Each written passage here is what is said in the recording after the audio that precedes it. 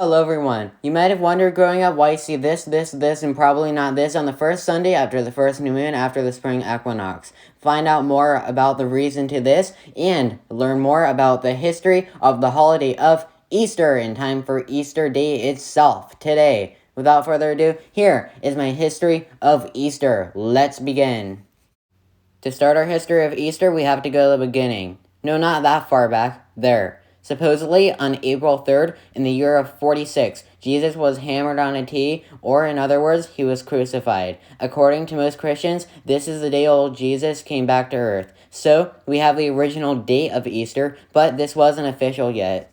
In 326, the Council of Nicaea, made by Constantine the Great, a big church convention, decided that Easter should be the first Sunday after the first new moon after the spring equinox. But who knows, honestly. Why did they pick the spring equinox to work with, though? Why? Here's where the Anglo-Saxons come in. The Anglo-Saxons were a Germanic tribe native to what's now Germany, who later on conquered Great Britain. The Anglo-Saxons had a rigid paganist-like religion with probably 100 gods or something like that, including Ilkhare, the goddess of spring. And her name is also probably where the word Easter came from.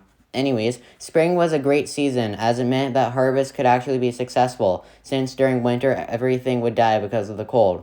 And so, the Council of Nicaea chose the spring equinox, which is also when the Babylonians worshipped Ishtar, their goddess of war and sex. So, there's that.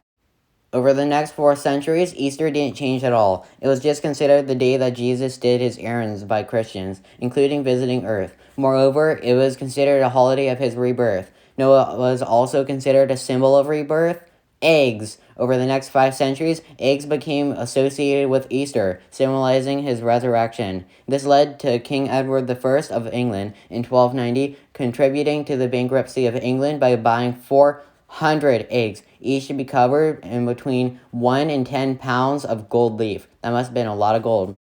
Starting in 1300 emerged a new tradition. In the royal armpits of England, France, Germany, and Italy developed a new Easter tradition known as Paschal. During Paschal, people, mostly children, which were painted like monkeys, would roam around villages looking for houses so they could get eggs and give them to the local church, which would put it on the altar and charismatically watch the eggs rot as they danced around it. Then, in the 16th century or the 1500s, after the ugly divorce of Catholicism and Protestantism, known as the Protestant Reformation, came the Catholics' favorite historical figure, Martin Luther. No, not that one, which I made a whole video on. This one. During his time as a priest from 1503 to his death in 1540-something came his invention of another new Easter tradition. Every Easter at his church, he would take his congregation on searches for decomposing eggs, one of the first examples of what became egg hunts. So yeah, you have Martin Luther to thank for egg hunts. Later on, in the 16th century or the 1500s, came another new Easter invention, arguably the most famous one. Since Easter, by this point, had been associated with eggs for almost 2 millenniums, people began to think, what do eggs have to do with? Birth. What is required for birth? Fertility. What's very fertile? Bunnies. And so, bunnies became the universal mascot of Easter, at least in Europe. As for where we got the idea of them spreading eggs came from, we don't exactly know. It's kind of lost to time. Although I would argue it's probably because it made the holiday more interesting for children.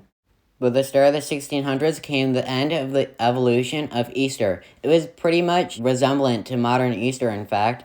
However, there's still one other question we haven't answered. How did Easter leave Europe and spread to other places like the USA and Australia? Why, the answer is colonization. In 1620, the Mayflower arrived with a bunch of cheerful immigrants, which I made a whole video on, by the way, who also brought Easter to the US and later the Americas, which would stay for years to come. However, on the other side of the world, for Australia's case, Easter was brought over by British prisoners who were going to a jail the size of a continent.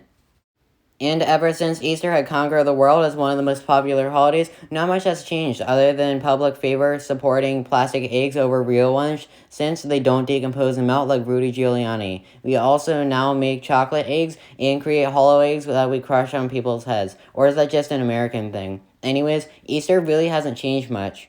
And with that, that was my history of Easter. I know that Easter is considered inferior to other holidays like Halloween and Christmas by most people, but I still thought it was big enough to deserve a history video. I hope you enjoyed my history of Easter. As for what is coming up next, it will be a biography, this time on the life of Buddha, coming out in 4 days on his birthday, April 8th. Thanks for watching. Enjoy your Easter. Thanks for watching.